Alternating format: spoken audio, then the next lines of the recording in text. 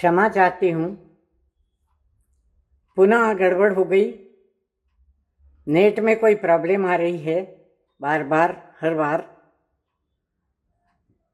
पृष्ठ 52 हमने पूरा किया था, उसके आगे अब 53 पृष्ठ पर हम फिर से आगे इसके आगे शुरू करते हैं। पृष्ठ 53 देखिए। जल में मिलकर नहीं, हिमखंड की बात चल रही है। जल में मिलकर नहीं, जग को जल के तल तक भेजकर उस पर ऊपर रहना चाहता है। जल में मिलकर नहीं, हे मानी प्राणी, पानी को तो देख और अब तो पानी पानी हो जा। हे प्रमाण प्रभो, मान का अवमान कब हो। हे प्रमाण प्रभो, मान का अवमान कब हो। यह जो हिमखंड है उसकी स्वभाव विशेषता बता रहे हैं आचार्य श्री।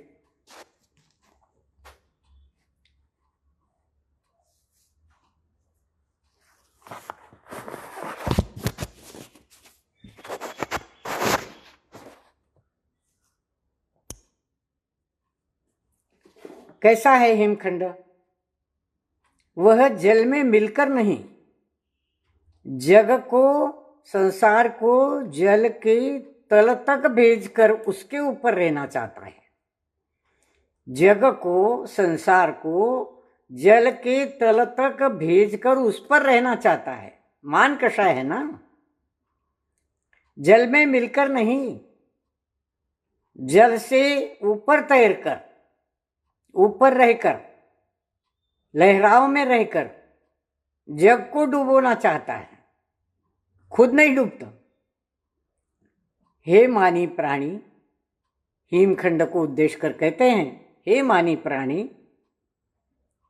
अरे पानी को तो देख। जिस पानी से तू बना हुआ है उस पानी को तो देख और अब तो पानी पानी हो जा।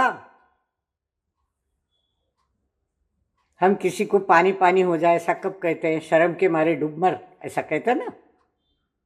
पानी पानी हो जा। पानी नहीं होता, सघन रहना चाहता है, टकराना चाहता है, बड़े बड़े जहाजों से नाव से टकरा कर उन्हें डुबोना चाहता है, संसार को तल में पहुंचाना चाहता है। यहां तल से थोड़ा सा नरक का संदर्भ लीजिए। जो मिथ्यात्व के चंगुल में फंसे उनको यह एक मान कषाय तरल बनकर खुद तो ऊपर रहेगी और संसार को नरक तक पहुंचा देगी। हे मानी प्राणी, हे हिमखंड, तू मानी प्राणी है। मान कषाय का तू पोषण करने वाला है। पानी को तो देख, पानी कैसा तरल है, कैसा सरल है, नाव को यहां से वहां तक पहुंचाने वाली है। तो ऐसी तरलता अब तो देख और सघनता को पिघला दे, मिथ्यात्व को पिघला दे, पानी पानी हो जा। उसको इस प्रकार का उद्बोधन मिलता है। और माटी यह उद्बोधन कर रही है, हे प्रमाण प्रभो, भगवान से प्रार्थना है, प्रमाण प्रभो, मान का अवमान कब हो। मान का अवमान कब हो। यहां भगवान को प्रमाण शब्द का विशेषण कहिए, नाम कहिए दिया है। प्रमाण क्यों कहा? भगवान से खिरती हुई दिव्य ध्वनि का एक एक अक्षर, एक एक शब्द जब बीजाक्षर बन जाता है और उससे जो श्रुत का ज्ञान प्रस्तुत होता है, अध्यात्म प्रस्तुत होता है, वही प्रमाण है, वही सत्य है। उसमें कोई मिलावट नहीं, इसलिए प्रमाण कैसे जाने? जो भगवान के मुख से प्रस्तुत दिव्य ध्वनि वो गौतम गणधर ने सुनी और आचार्य परंपरा से केवली श्रुत केवली परंपरा से हम तक पहुंची, आज के आचार्य तक पहुंची। इसलिए आचार्य कुंद कुंद भी कहते हैं, मैं जो भी कहूंगा वह आगम प्रमाण कहूंगा, छल मत करना। तो इसलिए भगवान की वाणी प्रमाण है, इसलिए भगवान को प्रणाम करके प्रमाण की कहा है। हे प्रमाण प्रभो, इस मान का अवमान कब होगा? इस मान को कब अकल आएगी? कब सुध-बुध होगी? दूसरों को डुबाने का भाव इसका कब खत्म होगा? हे भगवान, तुम प्रमाण हो, बताओ। मान का अवमान करो, कषायों को हटाओ। और माटी की देशना की धारा अभी टूटी नहीं, चल रही है। माटी अभी भी उपदेश कर रही है, क्योंकि अमिधा से हटकर व्यंजना की ओर गति है उसकी। माटी जो देशना दे रही है, उपदेश दे रही है, उस उपदेश की गति अभिधा से हटकर व्यंजना की ओर है। पहले एक बार बताया था शायद, अभिधा क्या होता है? जो जैसा है वैसा के वैसा उस शब्द से वर्णन निकलता है, अर्थ लगता है। और व्यंजना क्या है? व्यंजना एक शब्द से कई अर्थ निकलते जाते हैं, अनेकों अर्थों को अभिव्यक्त करता हुआ। एक वाक्य से, एक शब्द से अनेकों अर्थ निकलते हैं। ऐसे कई उदाहरण शब्दों के दिए जा सकते हैं। एक शब्द को लेकर उसका एक ही अर्थ नहीं होता, वाक्य में पिरोकर आगे पीछे के शब्द देखकर अर्थ लगाया जाता है और उसके कई अर्थ हो जाते हैं। अब यहां देखिए ना, पानी पानी हो जा, और पानी का मतलब पीने के पानी से है, यहाँ जल सागर के पानी से है, तरल सत्ता से है, हिमखंड के मान कषाय के अवमान करने से है, कई अर्थ निकल गए। तो व्यंजना की गति है, माटी के उपदेश की गति व्यंजना की ओर जा रही है। बीज का वपन किया है, जल का वर्षण हुआ है, बीज अंकुरित हुए हैं और कुछ ही दिनों में फसल खड़ी हो लहलाती, बाल वाली अबलासी। पर हिम नहीं, हिमानी लहर भी कुछ पलों में उस पकी फसल को, पृष्ठ आगे का देखिए 54, जलाती है ज्वलन सी। जल जीवन देता है, हिम जीवन लेता है। स्वभाव और विभाव में यही अंतर है, यही संतों का कहना है। जग जीवन वेत्ता है। बहुत बड़ी बात निकाल ली। जल के स्वभाव में और हिमखंड के स्वभाव में बहुत अंतर है। जैसे माटी में बीज का वपन किया, बीज बोया और जल वर्षा, तो बीज अंकुरित हो गए, ये जल का स्वभाव है। और कुछ ही दिनों में फसल लहलाई। कैसी फसल? बाल वाली, अबलासी। गेहूं के खेत आपने देखे होंगे, गन्ने के खेत देखे होंगे, कैसे बाल निकल आते हैं। मकई के खेत देखे होंगे, फलों में से बाल निकल आते हैं जैसे। तो बाल वाली अबलासी, जैसे स्त्री के बाल होते हैं वैसे फसल के भी बाल होते हैं। तो बाल वाली अबलासी, यह जल का स्वभाव है कि वह बीज से, बीज अंकुराता है और फसल खड़ी करता है। पर हिम नहीं, हिमानी लहर भी कुछ ही पलों में उस पकी फसल को क्या करता है? जला देता है, ज्वलनसी जला देता है। हिम का स्वभाव जल के स्वभाव के बिल्कुल विरोध में है।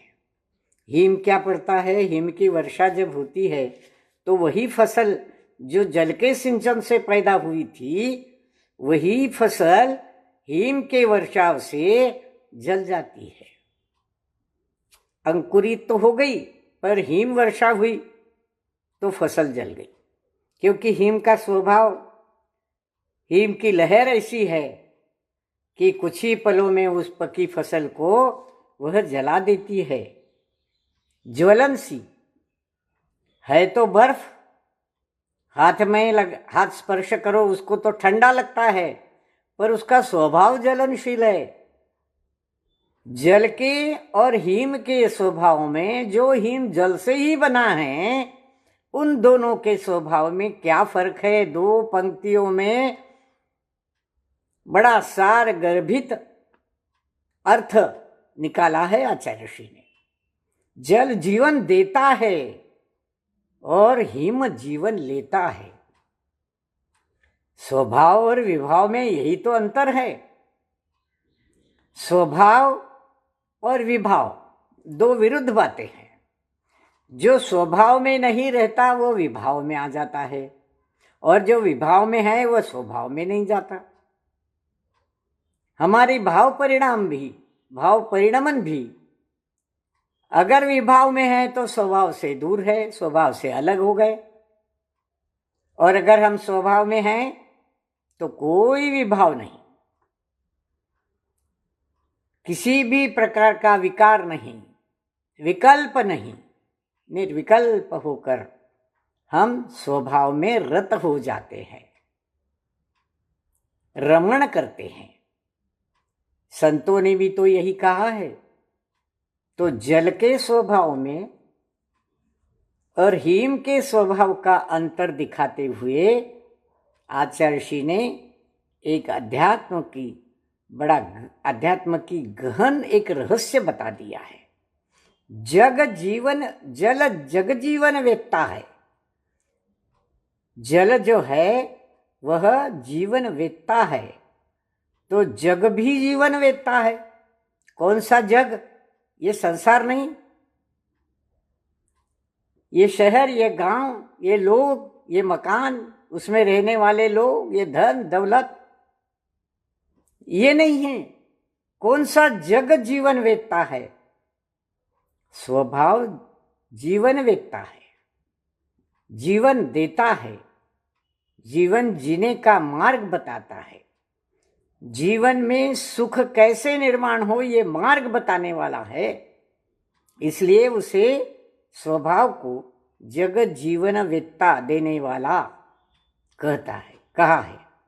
इससे यही फलित होता है कि हिम की बाहरी त्वचा शीतशिला हो, परंतु भीतर से हिम में शीतलता नहीं रही। अब उसमें ज्वलनशीलता उदित हुई है, अवश्य, बिल्कुल विश्वास के साथ कहते हैं।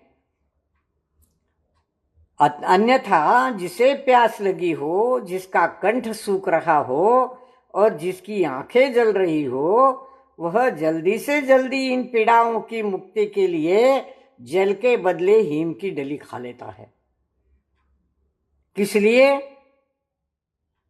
सूखे कंठ को ठंडा करने के लिए, जलते हुए कंठ को सूखा कंठ, जलता हुआ कंठ शीत करने के लिए हिम की डली खा लेना।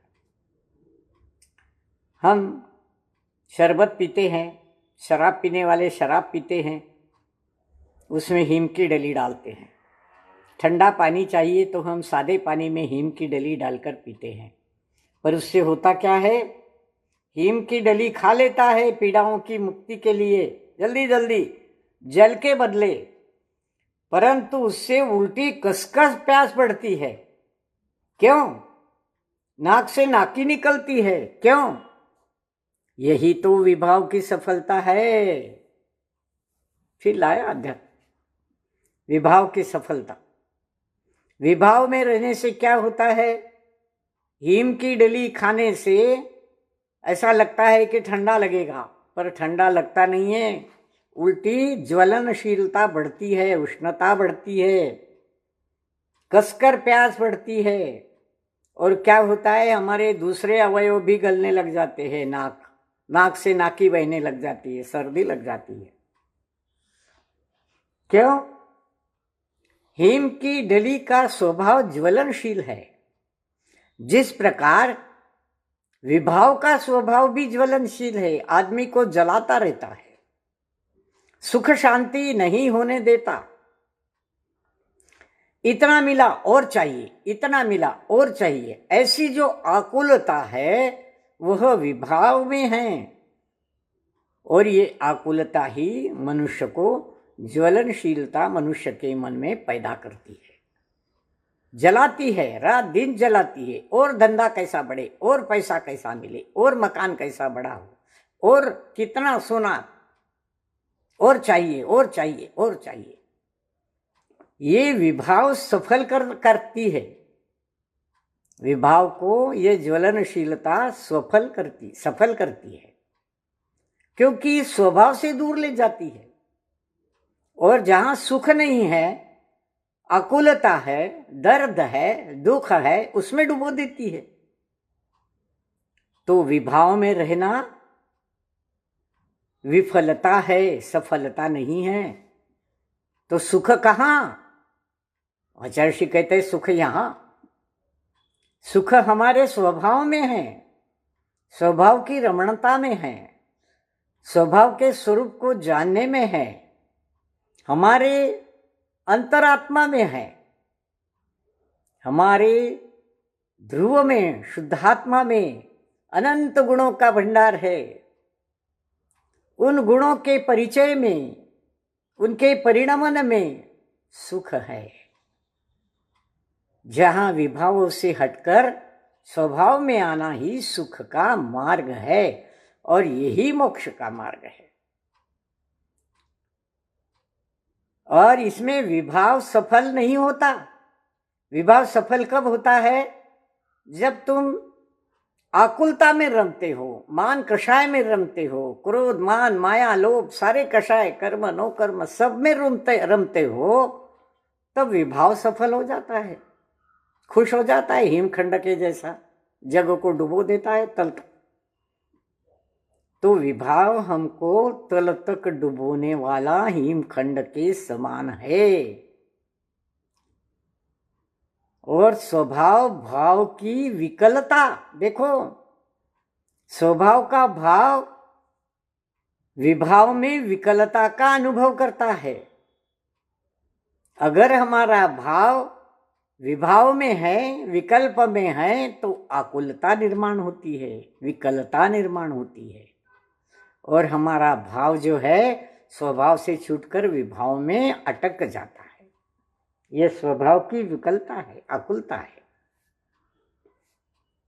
तो क्या करना चाहिए? आचार्य के अनुसार विभाव को सफल मत होने दो, स्वभाव में रहो तो सफल होगी। सुख का खजाना वहां है, छिपा हुआ है, उसको ढूंढो। आगे चलते हैं 55 पेज पर। हम इतना होने पर भी सागरीय जल सत्ता मां महासत्ता हिम को डुबोती नहीं। अरे इसमें क्या राज है? ये हिमखंड इतना विकृत मनोवृत्ति वाला है, मान कषाय का पोषण करने वाला है, सघन है, बड़े बड़े जहाजों को डुबाता है, लोगों को डुबा देता है, उसमें खुशी मनाता है। ऐसा ये हिमखंड सागर के लहरों पर तैर रहा है। ये सागरीय जल सत्ता जो है वो मां महासत्ता है, मां महासत्ता। ये शब्द मुखमाटी में बार बार सुनने को मिलेंगे। इस महासत्ता का परिचय पहले ही छूट धरती मां ने माटी पुत्री को बता दिया था। सत्ता शाश्वत होती है बेटा, ये महासत्ता आत्मा की महासत्ता है। तो यहां सागर का उदाहरण चल रहा है, इसलिए सागर को महासत्ता कहा। ये माँ शब्द जो है ना, ये माँ शब्द यहाँ सागर को उद्देश्य कर जरूर कहा है, उपमा है, क्योंकि सागर महान है, माँ जैसे हृदय वाला है, सबको संभालता है। कितना भी पापी हो, पाप से नहीं, पंक से घृणा करो, पापी से नहीं घृणा करो। ये माँ का स्वभाव होता है। तो हमारे आत्मा का स्वभाव भी माँ जैसा ही है। इसीलिए तो हम भगवान की वाणी को माँ सरस्वती कहते हैं। माँ है हमारी, हे जिनवाणी माता। बारंबार नमस्कार करते हैं, सिर पर उठाते हैं। तो ये माँ महासत्ता है, शाश्वत सत्ता है। जैसा कि धरती माँ ने पुत्री को बताया था, माटी को बताया था। ये सागरीय महासत्ता, जल सत्ता, हिमखंड इतना दुष्ट है, मान कषाय का पोषण करने वाला है, फिर भी उसको डुबोती क्यों नहीं? वजनदार है वो तो, सघन है भाई, इसमें क्या राज है? लगता है मां की ममता है वह संतान के प्रति, अपने वंश अंश के प्रति वह ऐसा कदम नहीं उठा सकती। कभी भूलकर भी सब कुछ कष्ट भार अपने ऊपर उठा लेती है और भीतर ही भीतर चुप्पी साध लेती है। वह माँ का सत्ता, माँ का शाश्वत सत्ता का वर्णन, महासत्ता का वर्णन, उसी पर अनुकूल सागरीय जल सत्ता का वर्णन, उसको महासत्ता कहकर उपमा देकर उसके माध्यम से शाश्वत सत्ता, स्वभाव की सत्ता, ध्रुव स्वभाव की सत्ता, द्रव्य की सत्ता, सब कुछ निकल आता है इसमें। कैसी होती है मां? मां की ममता है। जिसको जन्म दिया, जल से बना हिमखंड, जल ने ही उसको जन्म दिया है, फिर भी वह अपने संतान के प्रति कभी ऐसा कदम नहीं उठाती कि उसको डुबो दे। क्यों? वह सत्ता, वह संतान उसके वंश का अंश है ना, उसका वंश चलाने वाला है। दादा दादी को अपने पोते पोती क्यों इतने पसंद आते हैं? वह वंश के अंश है। मां जैसी महासत्ता अपने वंश के अंश को कभी डुबोती नहीं, ऐसा कदम कभी नहीं करती वह। और व्यवहार में भी हम देखते हैं, बेटा कितना भी खराब हो, शराबी है, जुआरी है, व्यसनी है, मारपीट करता है, पैसे छीन कर ले जाता है, फिर भी माँ उसको कभी डुबोती नहीं, कभी नकारती नहीं। खाने के समय पे उसको थाली तो परोसी देती है। एक कहानी हमने धर्ममंगल में प्रकाशित की थी, कहीं से पढ़ी हुई। एक अमीर आदमी के यहाँ इनकम टैक्स वाले आए, जांच करेंगे, सारे कपाट वपाट, कापिया वापिया, सब पैसा वैसा सब देखने लग गए इधर उधर। फिर छत पर गए, वहाँ कहीं रखा है क्या? छत पर बूढ़ी माँ बैठी थी, सिकुड़ी सी, उसके पास एक गठरी थी। इनकम टैक्स वालों ने पूछा, माँ इस गठरी में क्या है? माँ ने वो गठरी कसकर पकड़ ली अपनी छाती से, नहीं खोलने दूंगी, नहीं खोलने दूंगी, नहीं खोलने दूंगी। इनकम टैक्स वालों को लगा जरूर इसमें कुछ है, ऐसा धन कि जो इनकम टैक्स वालों से छिपा कर रखा जाता है। नहीं तो खोलनी पड़ेगी आपको, ऐसी नहीं चलता, हम इनकम टैक्स वाले। अरे भैया मत खोलो, ये मेरे घर की इज्जत है, अब तो जरूर खोलनी पड़ेगी। उन्होंने गठरी छीन ली, खोल के देखी तो ठंडी बासी के टुकड़े पड़े थे। भव्य माँ को ठंडी बासी के टुकड़े देती थी, उससे चबाया नहीं जाता था। रोना आ गया मेरे को तो वो कहानी पढ़कर। उसने कहा, ये मेरे घर की इज्जत है, मैं इसको खोलना नहीं चाहती। अपने वंश अंश के प्रति वह ऐसा कदम कभी नहीं उठाती। कभी भूलकर भी सब कष्टभार अपने ऊपर ले लेती है और भीतर ही भीतर चुप्पी साध लेती है, बोलती नहीं, किसी को कुछ बताती नहीं कि ऐसा दुख है। ये हमारी महासत्ता आत्मा माँ, हमारा अध्यात्म, हमारी जिनवाणी माँ इसी प्रकार की है, इसी स्वभाव की है। इसमें से बहुत कुछ निकल आता है। ये हमारे घर की इज्जत है, हमारे धर्म की इज्जत है, हमारे संस्कृति की इज्जत है, ये हमारे जैनत्व की पहचान है। माना अब ये तो माटी की उपदेश की बात हो गई। आगे चलते हैं। अब कंकर भी कुछ कहते हैं। माना, समझ लिया, सब जो तुमने कहा समझ लिया। पृथकवाद का आविर्भाव होना मान का ही फलदान है और साथ ही साथ यह बात भी नकारी नहीं जा सकती कि मान का अत्यंत बौना होना मान का अवसान सा लगता है, किंतु भावी बहुमान हेतु वह मान का बोना यानी बवन भी हो सकता है। ये कंकरों के विचार है। माटी ने जो देशना दी उस पर कंकों ने अपना मत, अपना अभिव्यक्ति यहां बताई है कि मान, तुम्हारा कहना मान लिया हमने। पृथकवाद का आविर्भाव होना मान का ही फलदान है। बात असल में चल रही थी वर्ण की। शूद्र लोगों को हम कैसा व्यवहार करते हैं, समाज में उनको कैसा अलगाव सहना पड़ता है, कंकुरों के जैसा उनको अलग अलग करके रखा जाता है, उनको हल्के काम दिए जाते हैं, तुच्छ समझाता है, रोटी बोटी व्यवहार नहीं कोई उनसे करता, तो वह पृथक पृथक हो जाते हैं। ये पृथक, वो ये ब्राह्मण, ये क्षत्रिय, ये शूद्र, ये वाणिज्य, इस प्रकार। तो इसमें क्या हो गया, पृथकता आ गई सारी। चार इसमें बढ़ गया वर्ण सारा समाज का। समाज की बात चल रही थी, उसमें से इतना निकला। तो पृथकवाद का यह आविर्भाव होता है।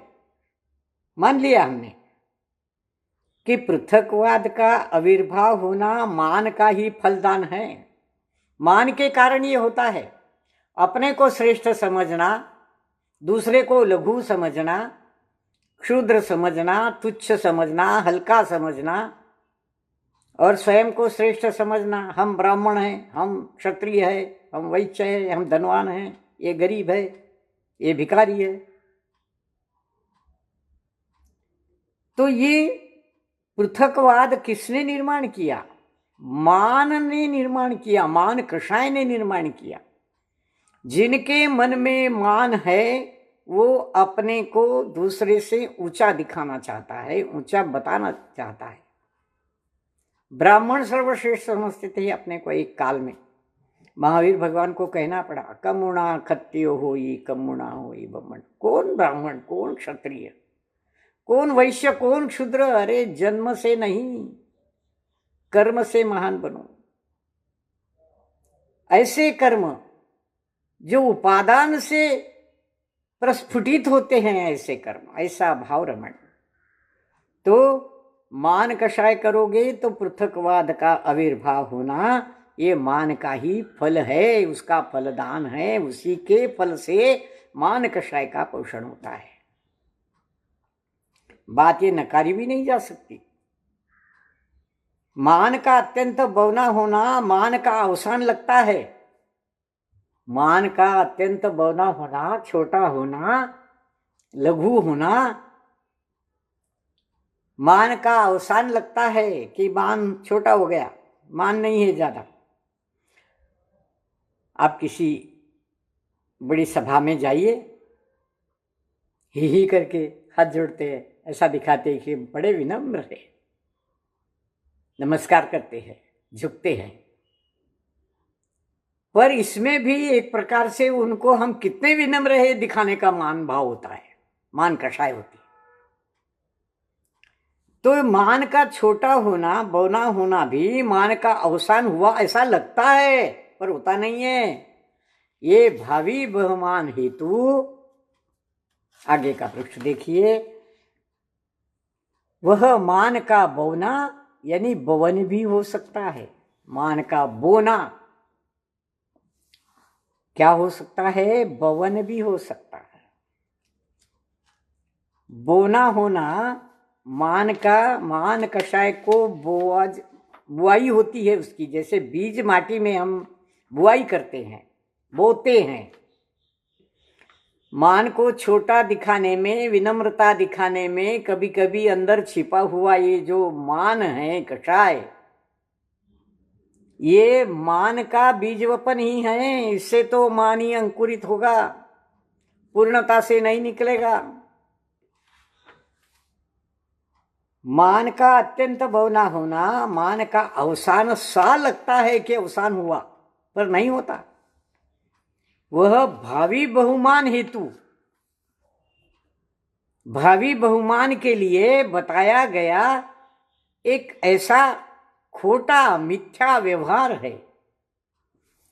वोट मांगने हमारे यहाँ 5 साल में एक बार आते हैं नेतागण, हाथ जोड़ते हैं, विनम्रता दिखाते हैं, ऐसा करेंगे वैसा करेंगे, हाँ, बड़े विनम्रता दिखाते हैं। ये सारी विनम्रता ढोंग है। किस लिए? आगे के बहुमान हेतु, आगे का बहुमान बढ़े, हमें कोई मंत्री पद मिले, हम चुन के आ जाए, नगर परिषद में जाएं और हम कोई मान का हमें कुर्सी मिले, ये आगे के बहुमान के हेतु ये दिखाने की जो विनम्रता है, ये मान का ही वपन है, बीज का बोना है। इससे मान बढ़ता है, कम नहीं होता। छोटा हुआ लगता है पर होता नहीं है। आचार्य ऋषि के अनुभव के बोल बताते हैं और कहते हैं कि मान का बोना यानी बवन भी हो सकता है। बवन, वपन, मान ही बोया जाता है उसमें और फसल उगती है। मान की फसल लहलाने लगती है, मान कषाय की फसल, ऐसा मान है ये। यूं अब आगे देखते हैं। यूं बीच में ही कंकरों की ओर से व्यंगात्मक तरंग आई और संग की संगति से अछूती माटी के अंग को ही नहीं, सीधी जाकर अंतरंग को भी छूती है। वह कंकरों की तरंग कि तुरंत ही नहीं नहीं दृश्यता भूल क्षम्य हो माँ, नहीं नहीं दृश्यता हुई भूल क्षम्य हो माँ। यह प्रसंग आपके विषय में घटित नहीं होता। और कंकरों का दल रो पड़ा। फिर प्रार्थना के रूप में कहता है, ओ मानातीत मार्दव मूर्ति माटी माँ, एक मंत्र दो इसे जिससे कि वह हीरा बने और खरा बने कंचन सा। हीरा बने और खरा बने कंचन सा। ये कंकरों का कथन जो है यहाँ, माँ माटी की उपदेशना तो यहाँ समाप्त होती है। अब कंकर की बात बताते हैं। कंकर की ओर से एक व्यंगात्मक तरंग आई। ऐसा कहने वाला कंकर कि मान का तो वपन ही होता है और मान तो बढ़ता ही जाता है। एक व्यंगात्मक तरंग उनकी ओर से आई। संग की संगति से अछूती माटी के अंग को ही नहीं, सीधी जाकर अंतरंग को भी छूती है। माटी के अंग को ही नहीं, सीधी अंतरंग को जाकर छू गई उनकी ये व्यंगात्मक वाणी, कंकरों की वह तरंग चुभ गई जैसी बात माटी के अंतरंग को। क्या है, जब कोई बात चुभ जाती है तो चेहरे पर दिखाई देते हैं भाव। और वह कंकरों की तरंग कि तुरंत ही कंकरों को आभास हो गया, नहीं नहीं नहीं मां, दुष्टता क्षम्य हो, भूल क्षम्य हो मां, यह मैंने आपके लिए नहीं कहा, हमने ये आपके लिए नहीं कहा, किसी और की बात चल रही है, ये आपके विषय में घटित नहीं होता, आप बुरा मत मानिए, क्षमा करें। और कंकरों का दल रो पड़ा, अरे मेरे इस व्यंगात्मक तरंग से माँ माटी को दुख हुआ, माँ माटी को दुख हुआ। ओहो, रुना गया कंकरों को। फिर प्रार्थना के रूप में कंकर कहते हैं माटी को, ओ मानातीत मार्दव मूर्ति माटी माँ। मानातीत, मान से अतीत, जिसमें जरा भी मान नहीं है, कषाय नहीं है, मान कषाय नहीं है, गर्व नहीं है, ऐसी मानातीत माँ मार्दव मूर्ति हो तुम। मिट्टी मार्दव होती है, नर्म होती है। ओ मानातीत मार्दव मूर्ति माटी माँ, एक मंत्र दो इसे, इस कंकर को, इन कंकरों को एक मंत्र दो, जिससे कि यह हीरा बने और खरा बने कंचन सा। ऐसा कोई मंत्र सिखाओ, ऐसा कोई ज्ञान दो कि जिससे ये कंकर भी हीरा बने, कंचन सा खरा बने। आपको पता है, हीरा एक विशेष पत्थर से बनता है, हीरे का एक विशेष पत्थर होता है, और उसको घिस घिस के, तराश तराश के हीरा बनाया जाता है, और फिर गहनों में जड़ा जाता है उसको। बड़ा कीमती होता है वो। तो मार्दवता माटी में नम्रता की मूर्ति है, वह मानातीत है, तो उनसे ही मंत्र मांगना चाहता है ये कंकर, और कहता है एक मंत्र दो जिससे कि यह कंकर जो है ना वो हीरा बन जाए। हीरे कंकरों से बनते हैं, विशेष प्रकार के कंकरों से बनते हैं, चमकते रहते हैं वो कंकर। तो ऐसा हीरा बना दो, ऐसा मंत्र दो कि हीरा बने और खरा बने कंचन सा, सोने जैसा खरा बने, सोलाता वाला सोना, निर्दोष, कोई दोष नहीं उसमें, कोई मल नहीं उसमें, निर्मल, निर्मल, मल का अभाव, ऐसा मैं बन जाऊं, ऐसा कोई मंत्र दो मुझे। और एक 4 लाइनें पढ़कर इसको हम देखते हैं, क्योंकि यहां आगे बहुत सुंदर उसका विश्लेषण कर रहे हैं आचार्य श्री। कंकरों की प्रार्थना सुनकर माटी की मुस्कान मुखरित हुई, हंसी आई उसको। पहले तो बुरा लगा था, अब वो आ गए ना लाइन पर, सीधे हाथ जोड़ने लग गए, भूल क्षम्य हो कहने लग गए, और मंत्र मांगने लग गए, हीरा बनने की चाह करने लग गए। क्या कह रहे? माटी की मुस्कान मुखरित हुई। माटी उन कंकरों को कहती है, संयम की राह चलो, राह बनना ही तो हीरा बनना है। स्वयं राही शब्द ही विलोम रूप से कर रहा है, राही हीरा। और इतना कठोर बनना होगा, तन और मन को तप की आग में तपा तपा कर, जला जला कर राख करना होगा। यत्ना घोर करनी होगी, तब कहीं चेतनात्मा खरा उतरेगा।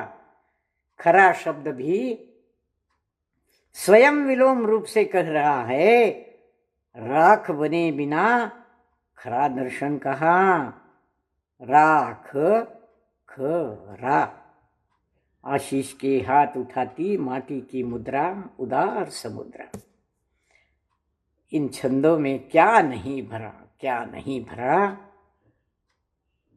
अतुलनीय है सारा, हमारी कल्पना से बाहर का है ये सारा। यहां तो आचार्य श्री के शब्द उनकी आंखों के सामने नृत्य करते हुए नजर आते हैं मुझे तो। कितने समान शब्द, कितने अनेक अर्थों को व्यक्त करने वाले शब्द, विलोम रूप से भी लो तो भी कितने अर्थ निकल आते उसमें। कंकरों की प्रार्थना सुनकर माटी को भी एहसास हो गया, संयम की राह चलो। जैसे आचार्य साधक को उपदेश देते हैं, संयम की राह चलो, राह बनना ही तो हीरा बनना है, राही बनना ही तो हीरा बनना है। मोक्ष मार्ग का पथिक बनना, राही बनना ही तो हीरा बनना है। राही शब्द स्वयं ही कह रहा है विलोम रूप से, उल्टा करो उसको, राही हीरा। जो संयम की राह पर चल पड़ा वो हीरा बन गया, चमक उठा। क्योंकि तपा तपा कर, घिस घिस कर, जला जला कर तन को मन को राख कर देता है। सारे कर्मों को जब जला दिया जाता है, स्वाहा कर दिया जाता है, जैसे अग्नि कुंड में कोई आहुति दी जाती है, वैसे इस कर्मों की पुद्गल कार्मण वर्गणाओं की आहुति दी जाती है तो उसकी राख बन जाती है। उसके लिए कठोर परिश्रम की आवश्यकता है, उसके लिए पुरुषार्थ की आवश्यकता है, यत्ना घोर करनी पड़ती है, तब कहीं यह चेतन आत्मा खरा उतरता है। बात तो आत्मा की है। चेतन आत्मा कब खरा उतरेगा? जब उसको तप की अग्नि में तपा तपा कर, जला जला कर उन काले कर्मों की, कषाय कर्मों की राख हो जाएगी और ध्यान की अग्नि में वह उड़ जाएगी, वर्षा के जल से धुल जाएगी। तब कहीं जाकर तत्व की धारणा साधक के मन में होती है। पिंडस्थ ध्यान में ये सब आता है, ज्ञानार्णव पढ़िया। तब खरा उतरेगा। खरा शब्द स्वयं विलोम रूप से कहता है, जब तक कर्मों की राख नहीं होती दर्शन का खरा स्वरूप दिखाई नहीं देता। कौन सा दर्शन, कौन सा श्रद्धान? जिन दर्शन, जिन वाणी माता का दर्शन, श्रुत का दर्शन, अध्यात्म का अध्ययन, ध्यान का अनुभव, ये सब खरा दर्शन है। राख हुए बिना कर्मों की, पुद्गल कर्मों की, वर्गणाओं की, मोह की, कषायों की, सारे द्रव्य कर्म, भाव कर्म, नो कर्म सब जल जाते हैं। तब कहीं खरा सोना, खरा हीरा उतरता है। और इस प्रकार कहकर माटी ने आशीष का हाथ उठाया, कंकरों को आशीष दिया। कैसी है माँ की मुद्रा? माटी माँ की मुद्रा उदार है। माँ उदार होती है ना, माँ उदार होती है, समुद्रा होती है। समुद्रा, समुद्र से समुद्रा स्त्रीलिंग वचन बना दिया। समुद्रा मुद्रा सहित, उदार मुद्रा सहित समुद्रा, सागर के जैसी विशाल, गंभीर, डुबोने वाली नहीं, तैराने वाली, पार लगाने वाली, ऐसी ये चेतना की, चेतन आत्मा की घोर यत्ना, घोर पराक्रम, वीर्य का जागृत होना, पुरुषार्थ का जागृत होना, तब कहीं आत्मा का धर्म समझ में आता है। धर्म, अर्थ, काम, मोक्ष, चारों शब्द हम पढ़ते तो जरूर है, पर धर्म सब में है। आत्मा का धर्म, आत्मा के गुण धर्म, आत्मा का स्वभाव। आत्मा एक वस्तु, उस वस्तु के रूप में आत्मा का जो स्वभाव है, वत्थु स्वभाव धम्मा, वस्तु का स्वभाव ही उसका धर्म है, वस्तु का स्वभाव ही उसका धर्म है। तब वह धर्म, उसका चेतन आत्मा खरा उतरेगा। तो चेतन को जगाना है तो तप की अग्नि में तन और मन को जला जला कर, तपा तपा कर राख करना होगा। और इसके लिए घोर यत्न, घोर पुरुषार्थ की आवश्यकता है। साधक के लिए आचार्य श्री का ये उपदेश क्या कहे, शब्द नहीं सूझते मुझे, पर यह उपदेश साधक के लिए अत्यंत अनमोल वचन है। इतना ही कहूँगी। संक्षेप में मैंने ये थोड़ा सा समझाया है, विस्तार बहुत बड़ा है। क्षमा चाहती हूँ, बीच में खंडित हो गया था। सब बातें हमारे हाथ में नहीं होती, नेट की प्रॉब्लम आ जाती है कभी कभी, तो सुनते रहिए, अन्यों को सुनाते रहिए, अर्थ समझिए, तल की गहराई में जाकर अर्थ समझिए। इस जलीय महासत्ता का, इस शाश्वत महासत्ता का, इस चेतन आत्मा का दर्शन कीजिए। बस यहाँ रुकते हैं, अगले रविवार को फिर मिलेंगे। तब तक के लिए आज्ञा चाहती हूँ। कोई गलती हो, अर्थ लगाने में भूल हो तो आचार्य श्री स्वयं क्षमा करे, सुनने वाले सभी साधर्मी भाई बहन क्षमा करे। जा वाणी के ज्ञान से सूझे लोकालोक, सो वाणी मस्तक नमो सदा देत हो।